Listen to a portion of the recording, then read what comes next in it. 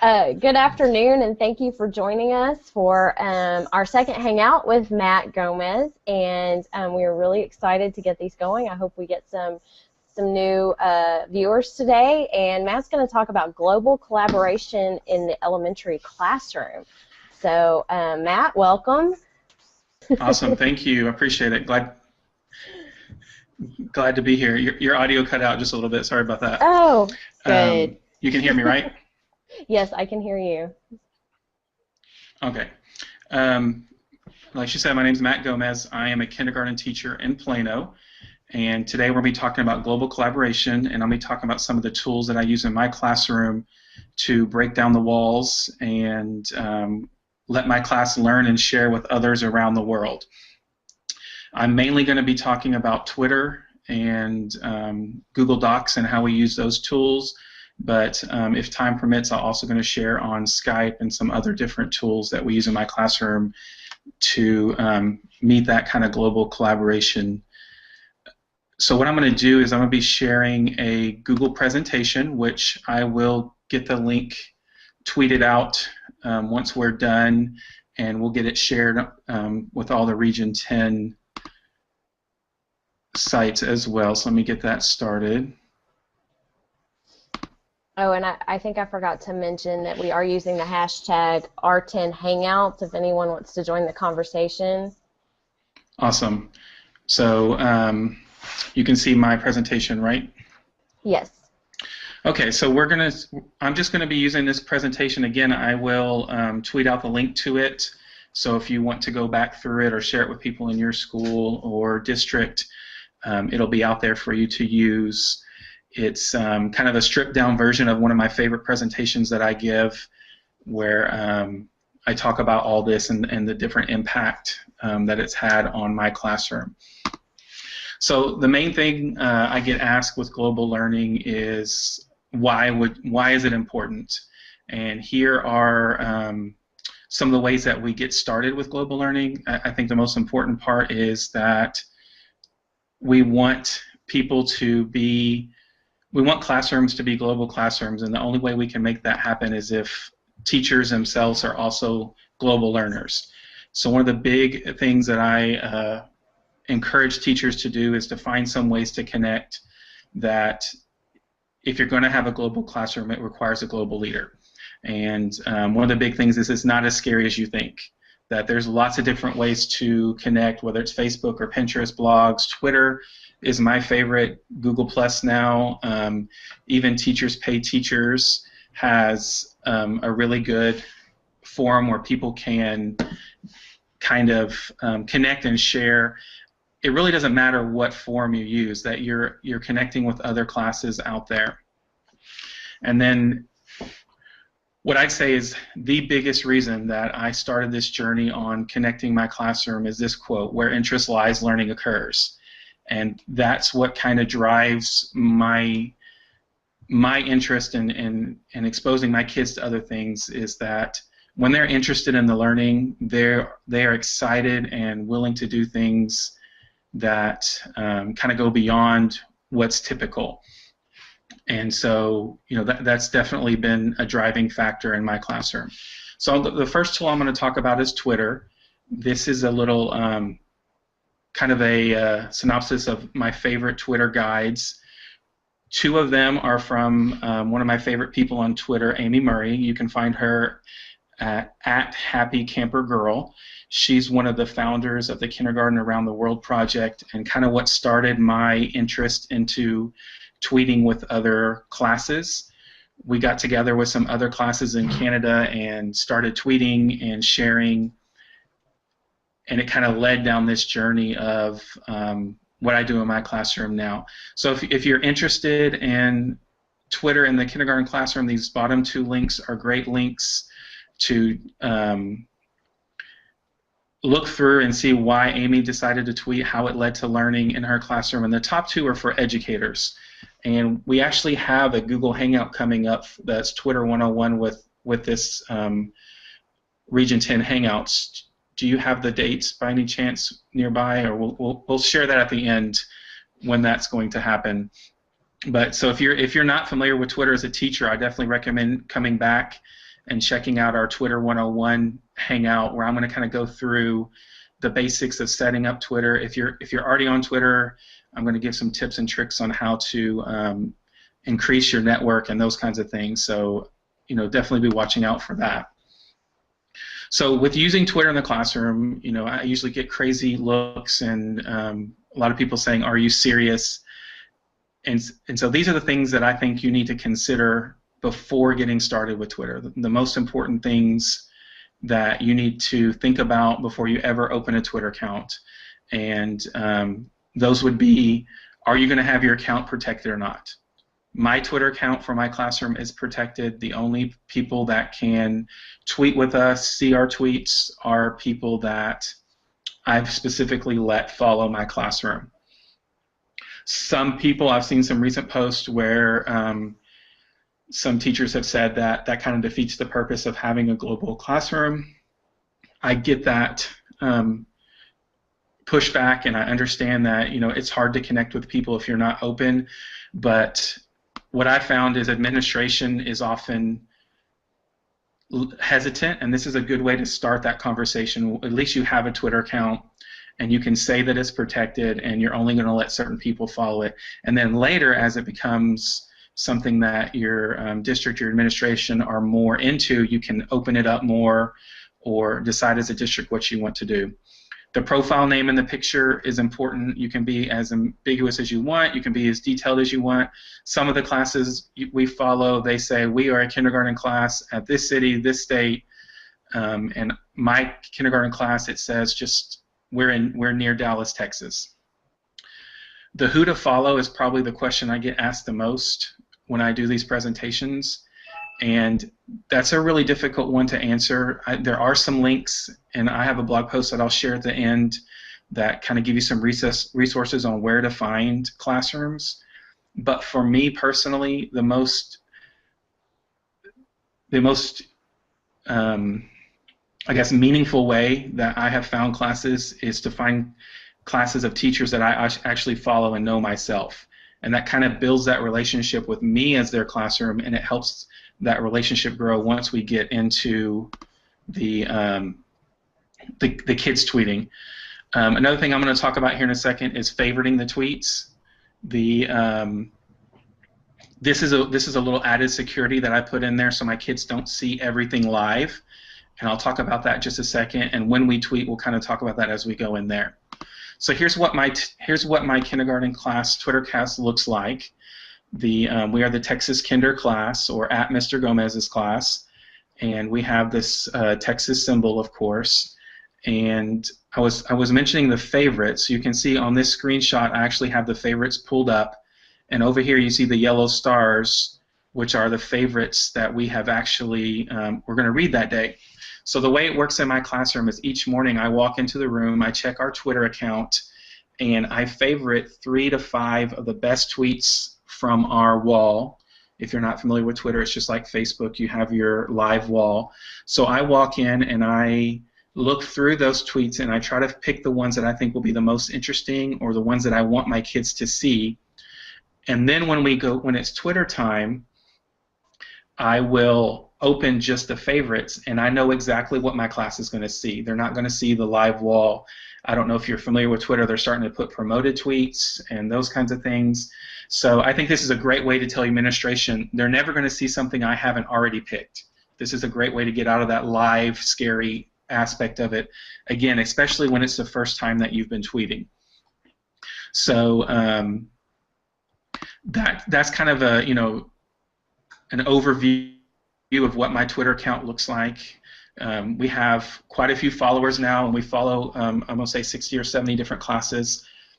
And I'm going to show you a couple of things. It's as it relates to who we follow and why, but it's important to note that just following 2 or 3 other classes can make this project successful in your classroom.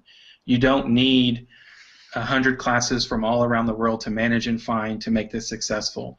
What happens in my classroom each year is we find 2, 3, maybe 4 classes that my class builds a relationship with, and those are the classes we tweet with on a regular basis.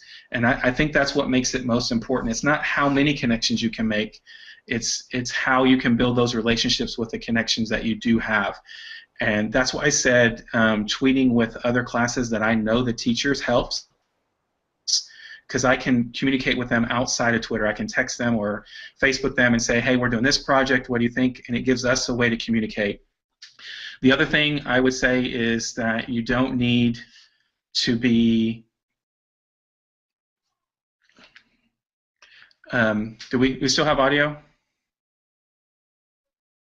Sorry, yes, I had to mute Okay. myself for a second. No, that's fine. I thought I lost my audio. I'm sorry. You're good. And we had somebody who came in and joined us. I saw that. Yay. I didn't see the name though. It went away. So hello to our Teresa. first official visitor. Oh, Teresa. Yes, Hi. it's me. It's Teresa. Hello. Thank you for joining us, Teresa. Yes, my computer crashed twice, but I finally got in. Oh no.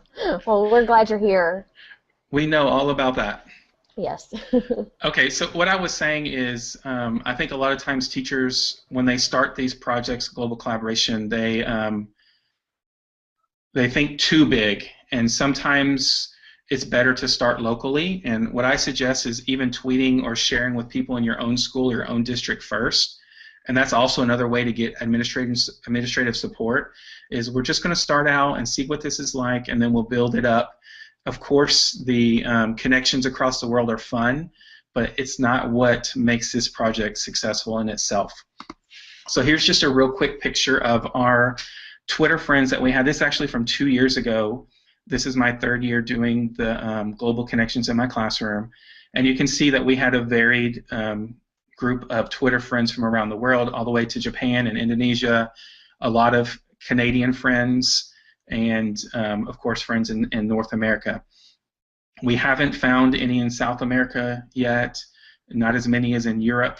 Australia is hard to connect with because their school, when they are in summer break, we're in school, and it doesn't match up that well.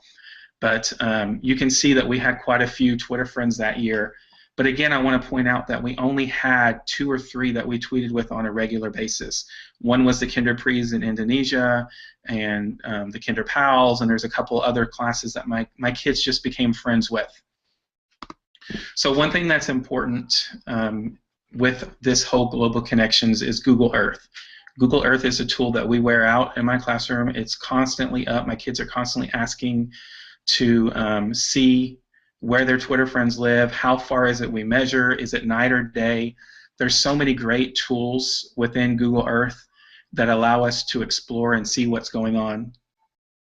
And so it really helps with that aspect of it. In my blog, I actually have some Google Earth videos, or if you go to my YouTube channel, I have 4 or 5 of my favorite Google Earth tools that we use almost on a daily basis that are good. One's the daylight tool that will show you whether it's sun or nighttime in the Earth on live, so they can kind of see. So when we're tweeting with our friends in Thailand or wherever, they want to know whether it's night or day, and that really helps them understand the time zones and kind of how the world works and all that aspect of it. So definitely check out the Google Earth tools, and I'll tweet out my YouTube channel so that you can try to look for those in case you want to look for those and see the different Google tools that I use. So here's an example of what Twitter looks like. It's probably the second, other than how to find people on Twitter to follow as a class, the second most question I get asked is, what does Twitter look like? What are you doing? How do you find time for it? And so this is what Twitter looks like. Basically what I did is I didn't start a new time of the day for Twitter. Twitter took the place of my shared writing time in the classroom, and 2 to 3 times a week, instead of writing on a journal or notebook paper, instead we write on our Twitter wall, and then when we're done, the difference is we're able to share that learning. And so it's not something I have to find extra time for. It's just I found a new way to do our shared writing. And of course you can see this picture in kindergarten. We do typical things. We circle sight words. We count how many words are in a sentence. We circle punctuation. We look for blends. Everything I used to do, the difference is now when we're done, we're sharing that learning with the world, but we're also having other classes comment and question our learning as well. Some of these are going to be hard to see. on this Google presentation, this Google Hangout, but again, I will share the whole thing, so if you want to go back through and see. This one is an example of us tweeting with a kindergarten class that is in BC, Canada. Again, a lot of our friends are in Canada. Those Canadians up there have a lot of their classes on Twitter. They're really kind of leading the charge with this global collaboration thing, and this kind of just shows a typical how classes meet. So this is my class tweeting with them the first time back in October, and they're telling us where they're from, how many boys and girls they have, and we're responding to them and saying the same kinds of things. So that kind of gets into the digital citizenship part of this Twitter and global connections in the classroom. One of my big things, if you've read my blog or follow me on Twitter, is I don't think that we should be limited to just teaching kids digital citizenship. I think that's the real basic level, and one of the things I'm proud of in my classroom is that my kids are actually digital citizens. They have to live the life. They have to think about how they're going to respond to people, talk about when to say nice words, what does it mean that tweets are forever. It's something that we talk about a lot in my classroom. We double check all of our messages before we press tweet because we don't want them to be silly or messy, because we do know that they last forever. And I think if we build that knowledge from kindergarten, and each year they hear that kids will grow up understanding more about this digital world. The way it is now, I think often the kids get to the teenage years or the preteen years, and they're handed the keys to that car, so to say, without practice driving it.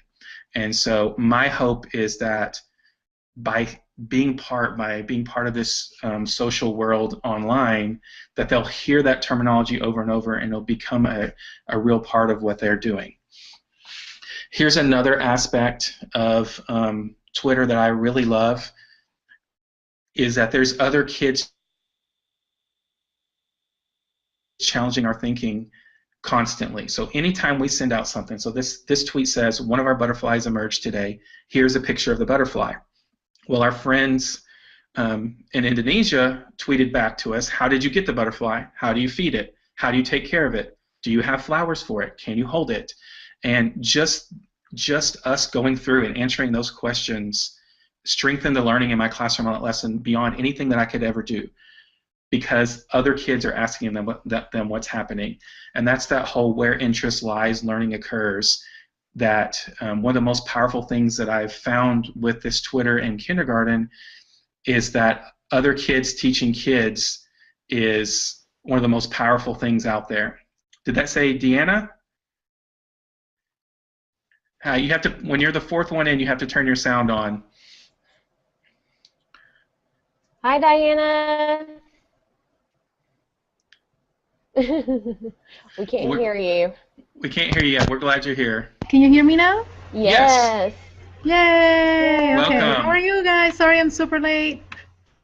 Oh, we're glad you're here. No problem. Hey, I have to show you something. Since I teach third grade here at Foreman in Plano. Obviously, the Twitter website is for 13 and less, and I don't know if Plano uses Edmodo yet. I'm still learning about Plano, so I did a Twitter page for Dr. Seuss. Since that's what we're talking about this week, about Dr. Seuss. So they get the tweets.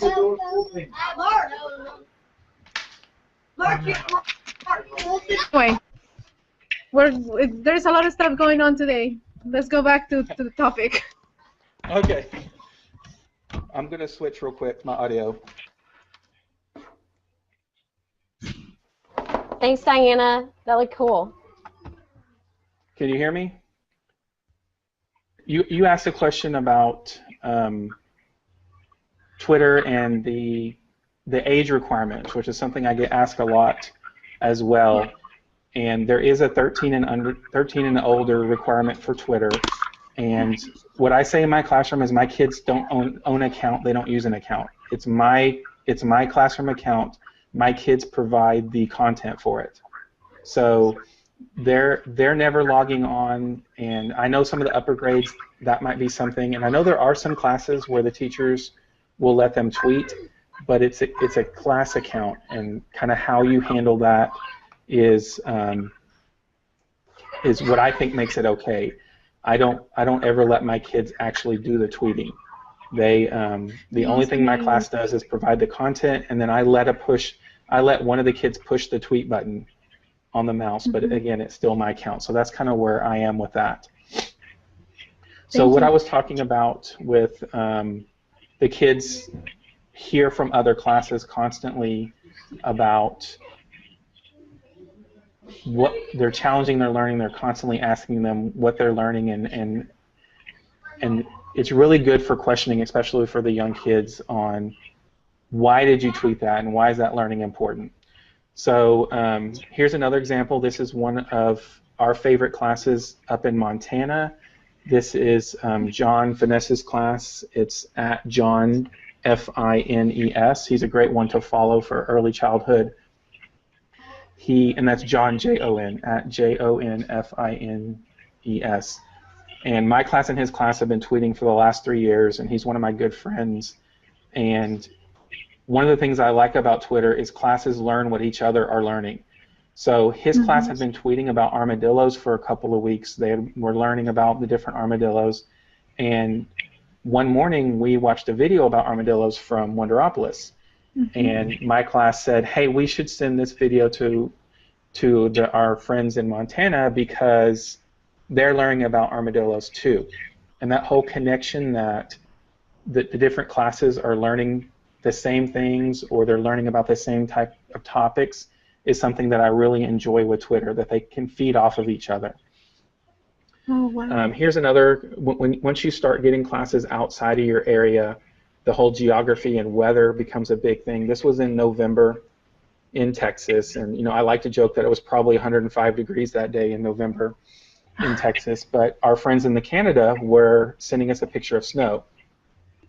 And I had a little girl in the back raise her hand and say, why is it snowing in Canada but not in Texas? And I like to think I got you. Like, that's the kind of questions I'm looking for. Those are the kind of inquiry type stuff that I want my class asking. And so we tweeted them and we asked them, and we spent a whole week learning about the equator, and we started learning about cold fronts. Not necessarily things that are kindergarten topics, but they tie into our TEKS, or since most people with Region 10 are Texas, it's easy for me to tie in those TEKS to what's happening because I'm knowledgeable about them, and this outside learning can bring that part in. And so, geography and those kinds of things are something that happens a lot with Twitter in the classroom. I know it works. Here's another example. This is our friends in Montana again. A lot of the classes use this app. It's called InstaWeather Pro. And we take pictures of, so the bottom right is Texas. It's 69 degrees in Texas.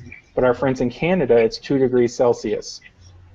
And so even though my kids have a hard time understanding the difference between Celsius and Fahrenheit in kindergarten, you could imagine 2nd, 3rd, 4th grade, as they're learning the different standards of measurement, that would be a great tool for them to see that not only are there 2 forms of measuring temperature, but there are people in the world that use those other forms, that Celsius is the way it's talked about in Canada, but in the United States, most of us use Fahrenheit.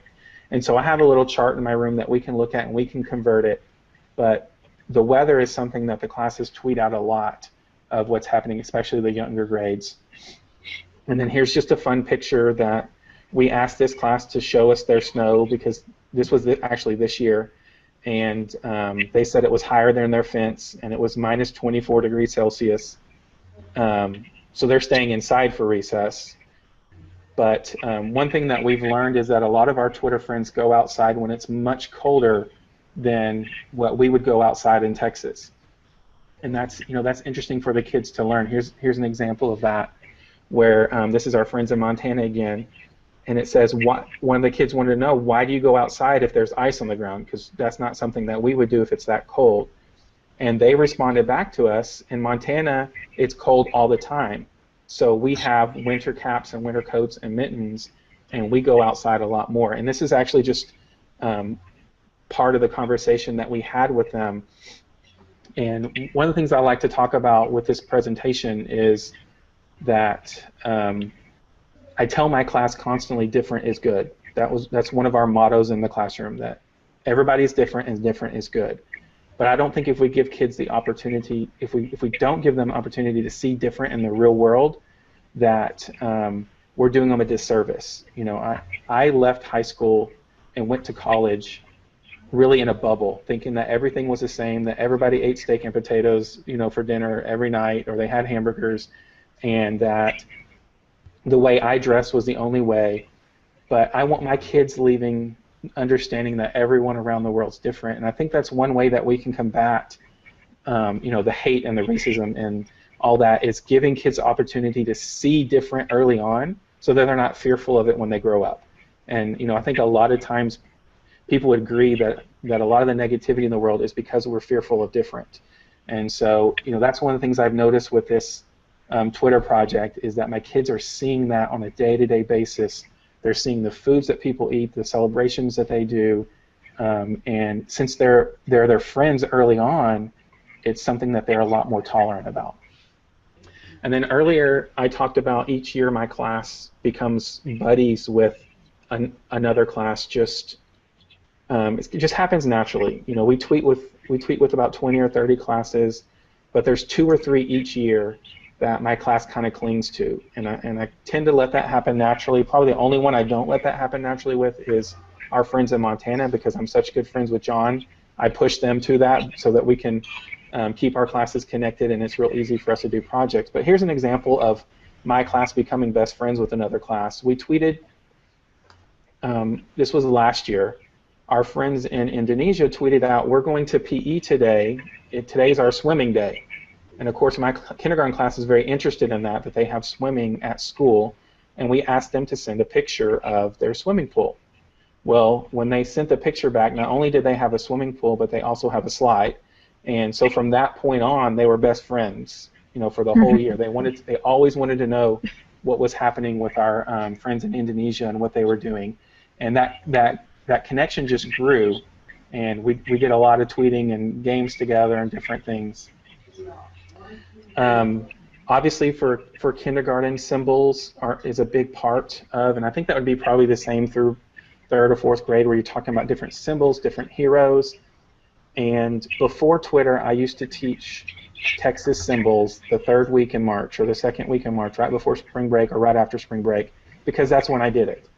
Now, symbols is something that we have to have an understanding of who we are to be able to share with other people.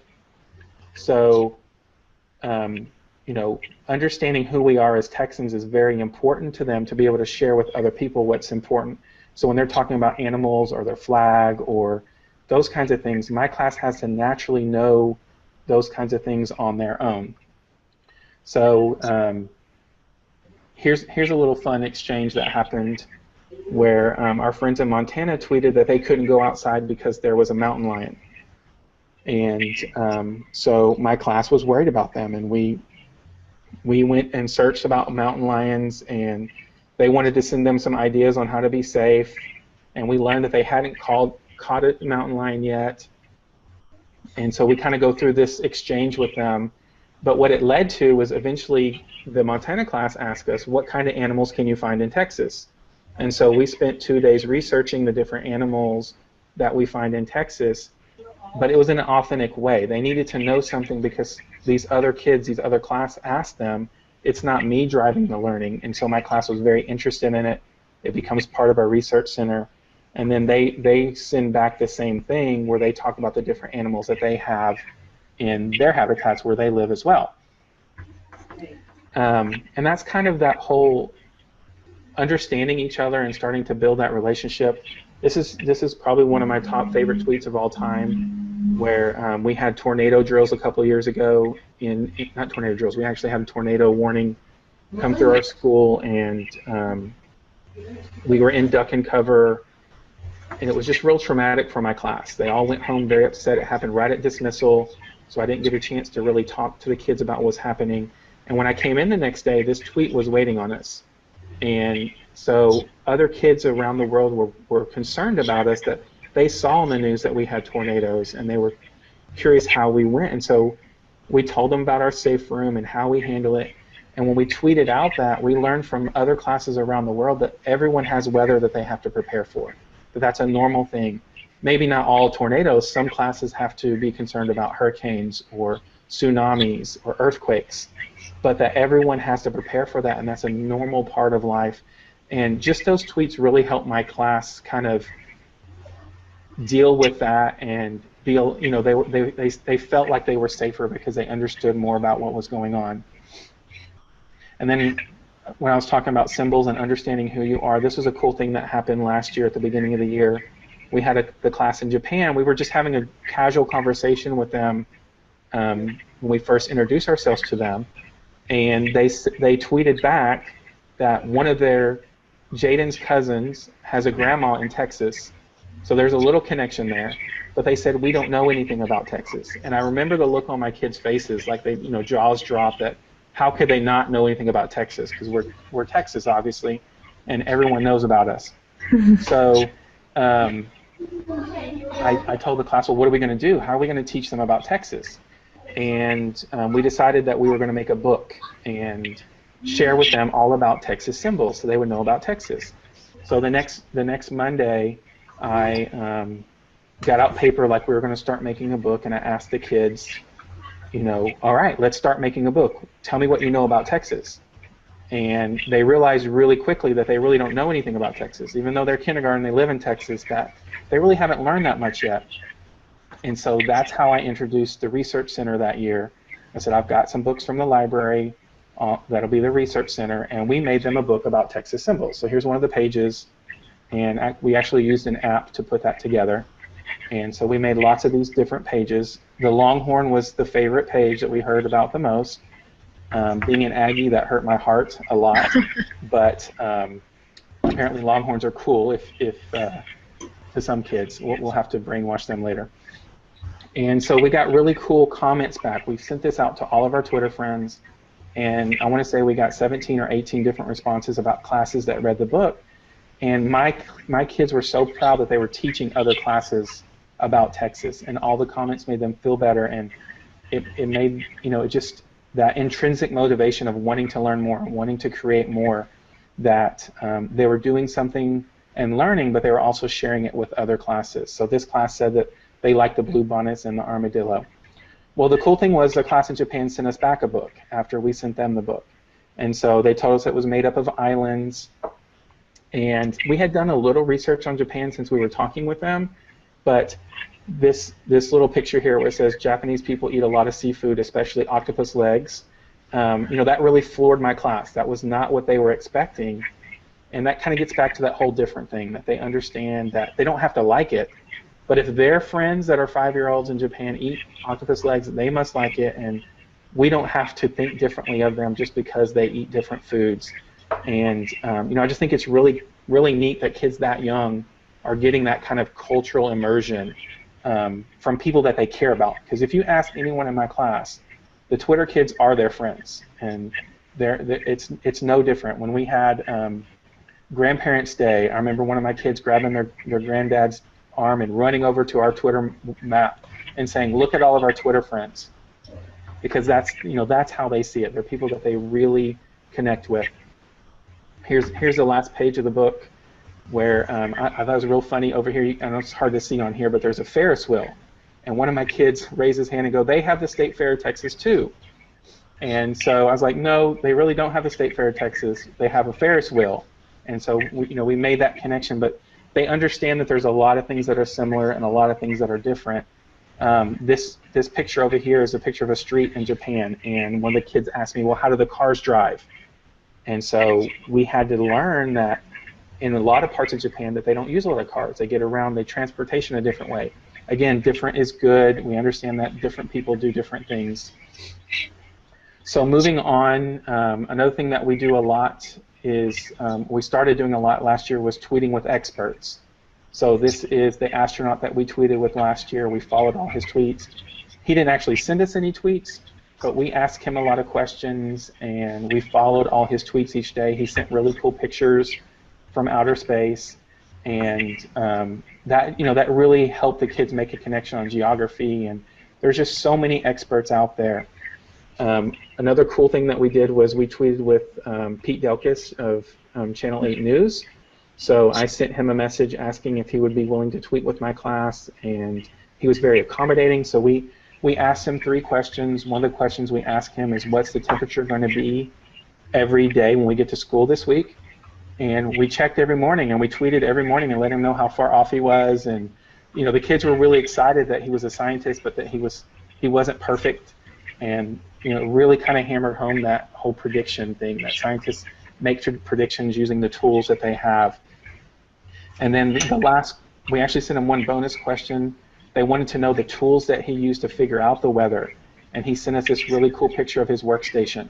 And you know, it really blew my kids' minds that not only does he have a computer, he has like 11 of them, and he uses all of them to kind of help him put together what's happening with the news.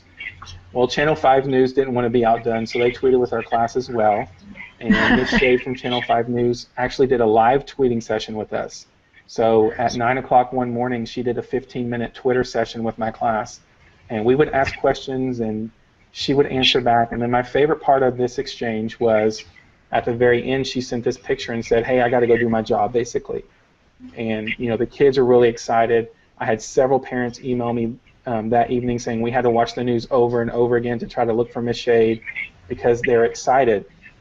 And I truly feel that that day, the majority of my class left wanting to be meteorologists, that's what they were interested in.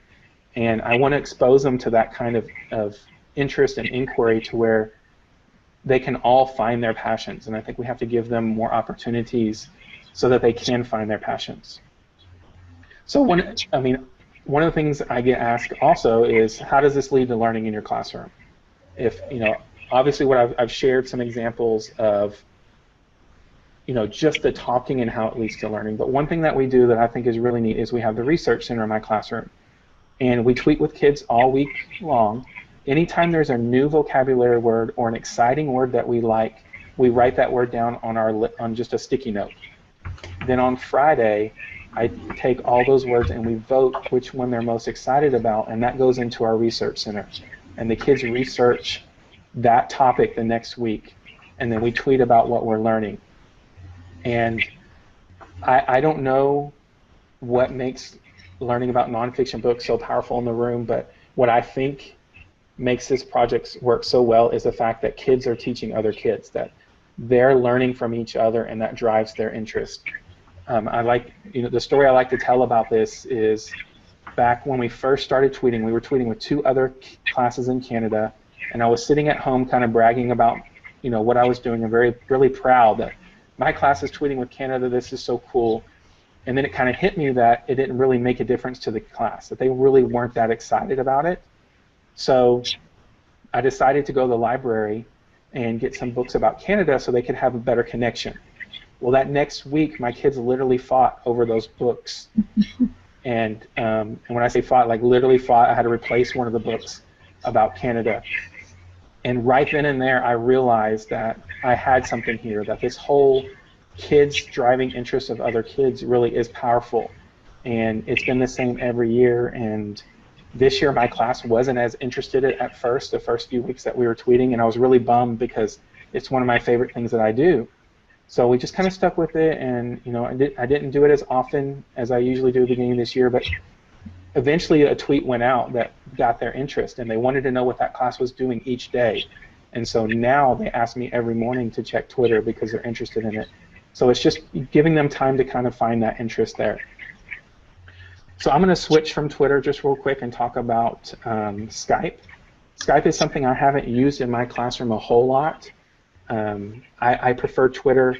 The issue with Skype is time zones. You have to get a class that works, and so even though our friends in Montana are only 1 hour apart from us, getting our schedules to match up, there's only like 2 short windows where we can actually Skype with them.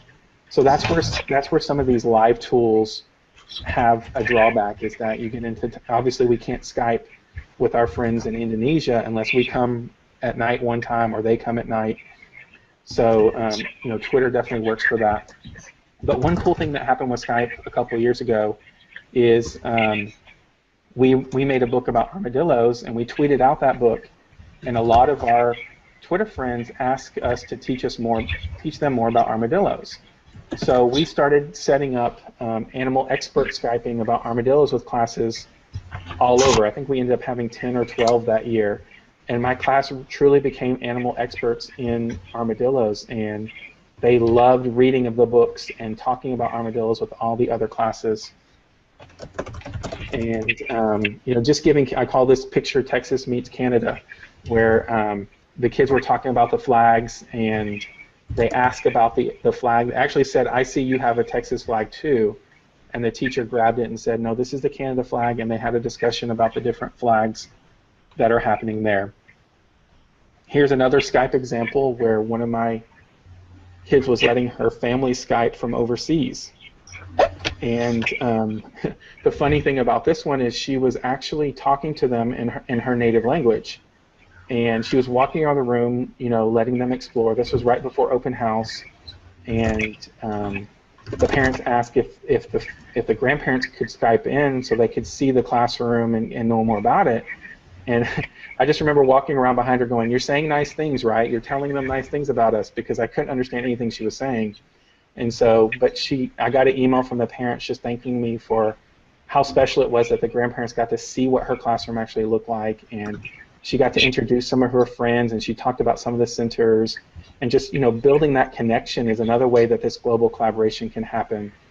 In my classroom, we do in the spring, I do Skypes with parents and grandparents where they can just call in and read a book to my class. That's all they do is they Skype, they read a book with the class. And this was a fun picture where one of the grandparents said that, "Well, after we're done Skyping, can I share some s'mores?" And so the mom had some s'mores ready. The book was about s'mores, and the grandma actually Skyped in from the Midwest. And I got a really sweet email from her, telling me how important it was that she got to be a part of her grandson's classroom, and that for days and days after, that's all he talked about. "Remember when I was on the video with you and you read the book?" And so again, just giving that, this global collaboration can even connect classrooms and families together as well. And then the last tool I want to share before we run out of time here is Google Hangouts. Me and John Finesse, I've talked about the Montana class, we were talking about getting our kids to play an actual game together. And so we came up with tic-tac-toe when we made this Google Doc of tic-tac-toe. If you go to my blog and just search tic-tac-toe, you can find this template and save it to your Google Drive and use it however you want. But it was a really cool way for the kids to connect and kind of get to know more about each other. So if you're looking for a cool way to start this interaction with other classes, especially for the older kids that have a better understanding of what Twitter and connecting is, playing some of these games together is a great way to kind of build that relationship in a fun way. So here's the class playing tic-tac-toe. We also made one Connect 4. So for the older kids, if you want to play Connect 4, that template is also on there. If you just search Connect 4 on my blog, you can see that. And real quickly, here's a picture of us kicking Montana's butt. Sorry, John, we beat them. So we took a picture of us sharing it on there. And then as far as the digital citizenship goes, when I talk about we have to give chances for kids to be digital citizens, one of the things that happened with this Google Hangout, not with the Google Hangout, with this Google Doc when we were playing Connect 4, after we won, one of my kids wanted to send a sentence that was really rude. I mean, it kind of said, "We kicked your butt," basically is what they wanted to say. And we had to have a discussion about how would that make them feel. So we sent a different message. And the really cool thing, without me or John even collaborating about it in any way, we sent a nice message to them, "Thank you for playing, we had a good time." And they actually told us, "Hey, you're good digital citizens. You did a good job, and we're proud of you for being good digital citizens." So that's kind of one of those things that where it happens on a natural way when you give kids a chance to connect. The last one I want to share here is 20 questions. I think this would be really cool, especially for the older kids. We've only done this a couple times in kindergarten, but it's just playing 20 questions live with Google Docs. And so one class will ask a question, the other class will respond, and my kids really cheered about it. And again, I know it's hard to see on this presentation, but hopefully if you look at the link later, you can look. We had this really cool conversation after the kids had this connection with the game, and we asked about grizzly bears and where they lived, and we learned a lot about their classroom. And the really cool thing I talked about, each week we write down the words that are important. So grizzly bear went on our sticky note, and the next week that's what we researched because that's what the kids were interested in. And so it kind of led to, you know, that learning as far as that goes. So I'm going to get back here to the actual Hangout. Oh, I don't know if you can hear me, guys, but one of my questions, I already typed it, was what websites would you recommend, what links to look for experts? I know there are some out there, but maybe something that you've used in the past?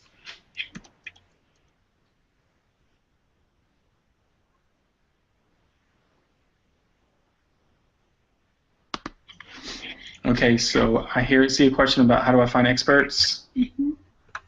Okay, I think I can hear. I think I got fixed the sound now. The main thing I do is just tweet out. One of the things I've found about experts in their fields is if they're truly an expert, they're usually passionate about what they do.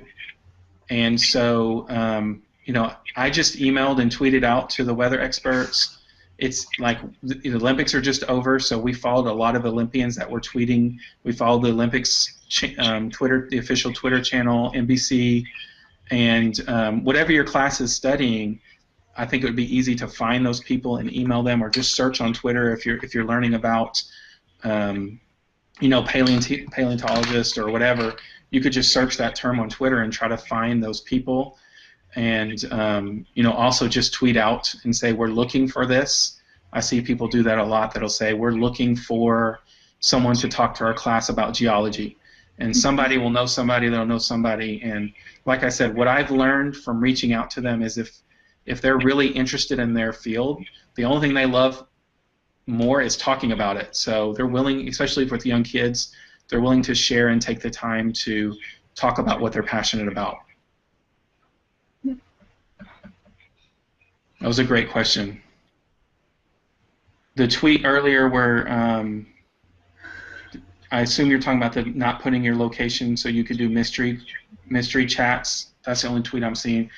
You know, that's a really great tool, and I know people are using Skype a lot for that, for the mystery chats. Twitter is a great way to do that as well.